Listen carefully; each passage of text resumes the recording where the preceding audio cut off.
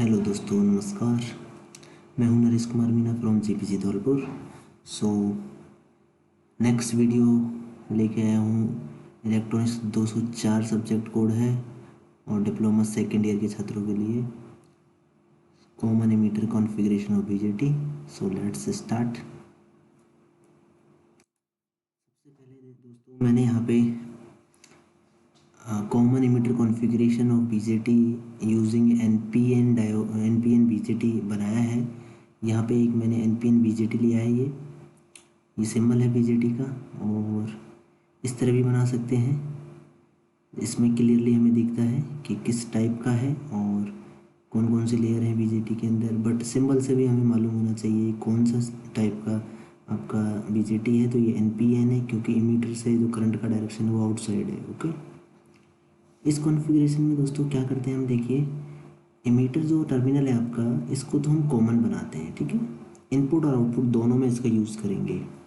Collector से output लेंगे और बेस पे इनपुट देंगे। इट मीन्स बेस और एमीटर के मध्य इनपुट और कलेक्टर और एमीटर के से हम आउटपुट लेंगे। यहाँ पे दो बैटरीज मैंने अप्लाई किए हैं। ये बैटरीज का क्या रोल है यहाँ पे, as we know already that BJT को हमें एक्टिव रीजन में रखना है, और एक्टिव रीजन में रखने के लिए जो आपका इनपुट जंक्शन होता है बेस एमिटर जंक्शन, उसको फॉरवर्ड वाइज में, तथा आउटपुट जंक्शन जो होता है कलेक्टर बेस जंक्शन, उसको हमें रिवर्स वाइज में रखना होता है। तो यहाँ पे देखिए दोस्तों मैंने क्या किया है, बेस और एमिटर जो जंक्शन है इस पे जो बैटरी अप्लाई की है, ये बैटरी है बेस यहाँ पे पी टाइप है, तो पी को पॉजिटिव टर्मिनल से, और एमीटर एन टाइप है तो एन को नेगेटिव टर्मिनल से मैंने कनेक्ट किया है। It means base emitter junction आपका फॉरवर्ड वाइस में है।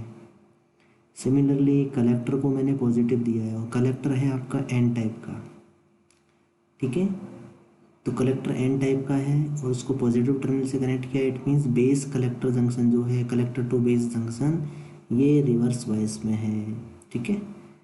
यहाँ भी आप देख सकते हो, जैसे हम पी एन जंक्शन डायोड पढ़ चुके हैं ऑलरेडी। पी को पॉजिटिव, पी टर्मिनल को पॉजिटिव टर्मिनल से बैटरी के, और एन टर्मिनल को बैटरी के नेगेटिव टर्मिनल से कनेक्ट करने पर जो जंक्शन होता है वो फॉरवर्ड वाइस में होता है, और उसका रिवर्स करने पर रिवर्स वाइस में।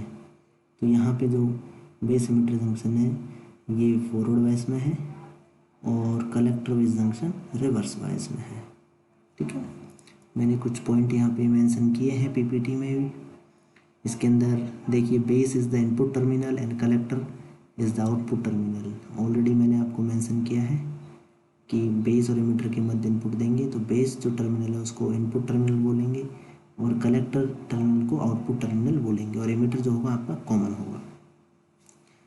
दूसरा पॉइंट है इसके अंदर, कॉमन एमिटर एम्पलीफायर को हमेशा जब भी हमें लार्ज करंट गेन की ज़रूरत होगी उसी टाइम पे हमें इसका यूज़ करेंगे। चूँकि जो करंट गेन होता है कॉमन एमिटर में वो बीटा इक्वल टू होता है I C upon I B, output current upon input current. तो बीटा की वैल्यू ऑलरेडी हम पढ़ चुके हैं कि बीटा की वैल्यू 20 से लेके 500 तक वेरी कर सकती है। तो beta is very large compare to alpha, जो कि कॉमन बेस में करंट गेन होता है अल्फ़ा, आई सी अपॉन आई ई। तो उसके कंपैरिजन में यहाँ पे जो करंट गेन है बीटा वो काफ़ी ज़्यादा होता है। नंबर थर्ड पॉइंट है, जो इनपुट सप्लाई वोल्टेज है वो बेस और एमिटर के मध्य बीवीई से डिनोट किया जाएगा, और आउटपुट वोल्टेज जो है कलेक्टर और एमिटर के मध्य उसे बीसीई से डिनोट किया जाएगा। इट मीन्स इनपुट वोल्टेज यहाँ पे बीबीई कहलाएगा और आउटपुट वोल्टेज बीसीई कहलाएगा। इसी तरीके से इनपुट करंट, इनपुट टर्मिनल पे जो करंट होगी, यहाँ पे जो बेस टर्मिनल है इनपुट टर्मिनल है, तो base current is called input current. Similarly collector current जो होगी, क्योंकि collector is the output terminal, so collector current will be called output current और डिनोटेड बाई आई सी से डिनोट करेंगे, और इनपुट करंट को आई बी से करेंगे। Okay, and the last point is that emitter amplifier has medium input and output impedances. जो common emitter configuration जो amplifier होता है आपका, जो कि एक्टिव रीजन में अगर काम कर रहा है, it means common emitter amplifier ही बन गया आपका। तो इसमें जो इनपुट और आउटपुट इम्पीडेंसेस होते हैं वो मीडियम होते हैं। इट मीन्स ना तो बहुत ज़्यादा होते हैं और ना ही बहुत कम होते हैं। ठीक है, इसका मतलब है आपका करंट गेन और as well as voltage gain दोनों ही इसमें हमें मिलते हैं अच्छे खासे। और बी और आई वोल्टेज एम्पलीफिकेशन और करंट एम्पलीफिकेशन दोनों ही मिलते हैं, जिससे हमें पावर एम्पलीफिकेशन काफ़ी ज़्यादा मिलता है, क्योंकि पी बराबर होता है आपका V into I, power equal to voltage into current. चूँकि कॉमन एमीटर से हमको कॉमन एमीटर कॉन्फ़िगरेशन एम्पलीफायर जो है, इससे हमें वोल्टेज एम्पलीफिकेशन मिलता है तथा करंट एम्पलीफिकेशन भी मिलता है। तो वी और आई दोनों की वैल्यू बढ़ जाती है। इट मीन्स वी इंटू आई की वैल्यू तो काफ़ी ज़्यादा हो जाएगी। तो कह सकते हैं कि जो पावर गेन होता है वो काफ़ी ज़्यादा होता है। देखिए, कॉमन एमिटर कॉन्फ़िगरेशन को अच्छे से समझने के लिए हमें इसके इनपुट एंड आउटपुट कैरेक्टरिस्टिक्स को समझना ज़रूरी है। तो सबसे पहले अपन देखते हैं इनपुट कैरेक्टरिस्टिक्स। इनपुट कैरेक्टरिस्टिक्स में मैं आपको ऑलरेडी मेंशन किया था कॉमन बेस एमीटर में, सॉरी कॉमन बेस कॉन्फ़िगरेशन में, कि इनपुट कैरेक्टरिस्टिक्स का मतलब है किसी भी डिवाइस की इनपुट कैरेक्टरिस्टिक्स का मतलब है कि इनपुट उस डिवाइस के इनपुट करंट और इनपुट वोल्टेज के मध्य ग्राफ बनाना। ठीक है, और बीसीटी में इनपुट कैरेक्टरिस्टिक्स हम बना रहे हैं कॉमन एमीटर की। तो इनपुट करंट क्या है, base current, so I B, या वर्टिकल एक्सिस मैंने माना है आई बी बेस करंट, और वोल्टेज जो इनपुट वोल्टेज है V B E base to emitter voltage, उसको हॉरिजॉन्टल एक्सिस पे माना है। एक चीज़ और ध्यान रखना है यहाँ पे कि जो आउटपुट वोल्टेज है उसको कांस्टेंट रखते हुए ये कैरेक्टरिस्टिक्स हम बनाएंगे।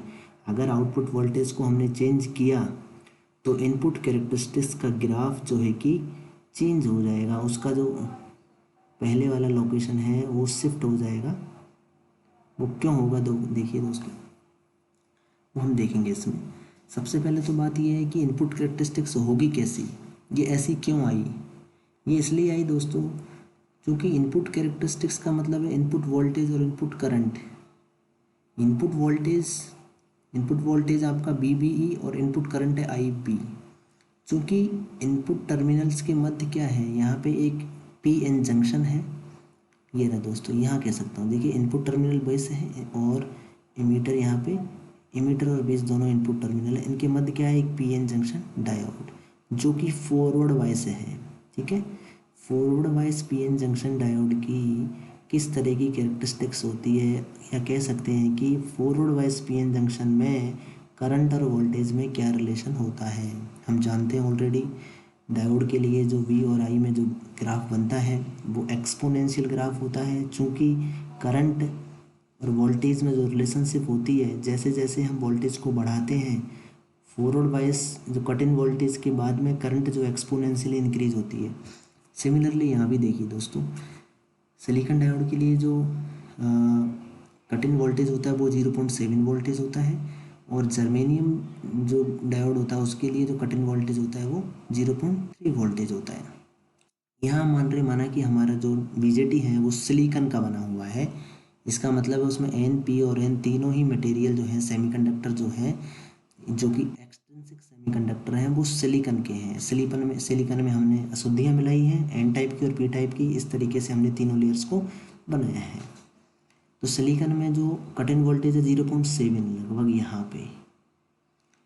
यहाँ से हमने 0 से वोल्टेज को बढ़ाना स्टार्ट किया इनपुट में और 0.7 तक लेके गए, तो करंट में जो चेंजेस हैं वो ऑलमोस्ट नेग्लिजिबल हैं। ठीक है, और 0.7 के बाद जैसे ही हमने वोल्टेज को बढ़ाया तो करंट जो है इंक्रीज होना स्टार्ट हो गई एक्सपोनेंशियली, बिकॉज करंट और वोल्टेज का जो रिलेशन होता है, फॉर्मूला आपने पढ़ा होगा, forward diode current I F equal to I not into E की power V D upon eta V T minus one. यहाँ पे जो आई नॉट होती है रिवर्स सेचुरेशन करंट होती है, और वी डी जो होता है डायोड वोल्टेज होता है। So this is your characteristic P N diode की, सेम टू सेम यहाँ मिलेंगी। ठीक है, अब यहाँ पे हमने क्या किया है, आउटपुट जो वोल्टेज है बी सी ई, इसको कांस्टेंट रखा है। शुरू में माना कि मैंने 0 वोल्टेज रखा, 0 वोल्टेज रखने के बाद मैंने चेंज कर दिया इसको 10 वोल्ट, तो फिर ग्राफ ऐसे क्यों बना? आई बी की वैल्यू मतलब कम हो गई, कहने का मतलब ऐसा क्यों? क्योंकि आउटपुट वोल्टेज जो बी सी ई है, देखिए यहाँ हम देखते हैं कि जो बी सी ई वोल्टेज है, बी सी ई यहाँ से लेके यहाँ तक का वोल्टेज, अगर आपने बी सी ई को बढ़ा दिया, मीन्स इस बी सी ई वोल्टेज को बढ़ा दिया, बी सी ई बढ़ाने से क्या होगा, जो रिवर्स बायसिंग है इस जंक्शन की, reverse biasing collector to base junction की, ये रिवर्स बायसिंग वोल्टेज बढ़ जाएगा। और बढ़ने से क्या होगा, रिवर्स बायस बढ़ने से जो डिप्लेशन लेयर है, इस जंक्शन की डिप्लेशन लेयर विड्थ बढ़ जाएगी। और विड्थ बढ़ जाएगी क्योंकि हम जानते हैं कि डायोड में depletion layer less doped region में ज़्यादा पेनिट्रेट करती है और हाईली डोप्ड रीजन में कम पेनिट्रेट करती है, क्योंकि बेस जो है यहाँ सबसे कम डोपिंग वाला क्षेत्र है और कलेक्टर उससे ज़्यादा डोपिंग वाला क्षेत्र है। इट मीन्स जो डिप्लेशन लेयर है वो बेस के अंदर ज़्यादा पेनिट्रेट करेगी, बेस के अंदर ज़्यादा पेनिट्रेट करेगी और कलेक्टर के अंदर कम करेगी। सो कह सकते हैं कि जैसे जैसे हम बी सी ई को बढ़ाते जाएंगे, इफेक्टिव बेस विड्थ तो कम होती चली जाएगी। शुरू में अगर यहाँ तक है, फिर यहाँ, it means effective base width कम होती चली जाएगी। और इफेक्टिव बेस विड्थ के कम होने से जो कैरियर्स एमिटर से कलेक्टर की ओर जा रहे थे, क्योंकि कुछ कैरियर्स का रिकम्बिनेशन हो जाता था बेस के अंदर, और नंबर ऑफ रिकम्बिनेशंस कम हो जाएंगे अब बेस विड्थ कम होने से, जिससे बेस करंट आई वी की वैल्यू कम हो जाएगी। इस वजह से दोस्तों यहाँ पे आपको जो बी सी बढ़ाने के साथ साथ आई बी की वैल्यू में चेंज आ रहा है, देखिए, और ज़्यादा बढ़ाने से और रिवर्स बायस बढ़ जाता है, तो फिर और कम हो जाएगी आई बी की वैल्यू सेम इनपुट वोल्टेज के लिए। तो इस तरीके से ग्राफ मिलता है। सो अब नेक्स्ट देखते हैं output characteristics common emitter configuration के लिए। तो यहाँ आउटपुट कैरेक्टरिस्टिक्स में आपका आउटपुट करंट और आउटपुट वोल्टेज में हम ग्राफ बनाएंगे, जबकि इनपुट करंट को कांस्टेंट रखते हुए। तो देखिए दोस्तों, ये आउटपुट करंट क्या होगा, आपका आई सी होगा, क्योंकि आउटपुट टर्मिनल कलेक्टर टर्मिनल है, तो collector current is called output current. और आउटपुट वोल्टेज आपने लिया है B C, collector to emitter voltage, क्योंकि emitter is the common and collector is the output terminal, तो बी सी ई जो होगा आपका आउटपुट वोल्टेज होगा। तो यहाँ पे आपने आउटपुट वोल्टेज और आउटपुट करंट के मध्य ग्राफ बनाया है, जबकि इनपुट करंट आई बी को कांस्टेंट रखते हुए। तो अलग अलग वैल्यू आई बी की अलग अलग वैल्यूज़ के लिए अलग अलग ग्राफ बनेगा, ठीक है। तो माना कि शुरू में आपने इनपुट करंट आई बी को 0 रखा और बी सी ई को बढ़ाते चले गए, तो आई सी की वैल्यू किस तरीके से वेरी कर रही है, देखिए ग्राफ हमको मिल रहा है। आई बी की वैल्यू इनपुट करंट को मैंने 0 रखा है और बी सी ई की वैल्यू बढ़ाने से आई सी की वैल्यू कुछ इस तरीके से मिलेगी, बहुत कम मिलेगी दोस्तों। ये जो डिफरेंस है, ये जो वैल्यू है, ये क्या है, आई सी ई नोट है, जो कि अपन ने पढ़ा था शुरू में। आई सी जो मिलता है beta I B plus I C E note plus I C E note और लगाएंगे इसमें, जो कि बहुत कम होता है, इसलिए मैंने यहाँ नगण्य मानते हुए I C equal to beta I B लिखा है, ठीक है। अगर आई सी ई नोट को 0 मान लो तो ये जो आपका ये जो करंट मिल रहा है, ये सीधा इस ओरिजेंटल एक्सिस पे ही मिलेगा, ठीक है। अगर आई सी ई नोट की वैल्यू आप जानते हो ऑलरेडी बहुत ही कम होती है, जो कि आई सी ई नोट होता है 1 प्लस बीटा इंटू 1 आई सी बी नोट, ठीक है। सो ये कुछ वैल्यू मिलेगी आपको, क्योंकि बीट आई बी की वैल्यू तो 0 रखी है, तो बीटा आई बी की वैल्यू तो 0 हो जाएगी, तो आई सी इक्वल टू इसमें जो प्लस आई सी ई नोट जो फॉर्मूले में आता है वो ही वैल्यू आपको यहाँ मिलेगी। फिर अगर हमने आई बी की वैल्यू को बढ़ाया है, यहाँ पे मैंने आई बी की वैल्यू को बढ़ा दिया है, 100 माइक्रो एम्पियर कर दिया है, तो फिर हमने बी सी ई की वैल्यू को बढ़ाया, तो आई सी की वैल्यू में क्या चेंजेस आएंगे, तो इस तरीके से आपको वेरिएशन मिलेगा।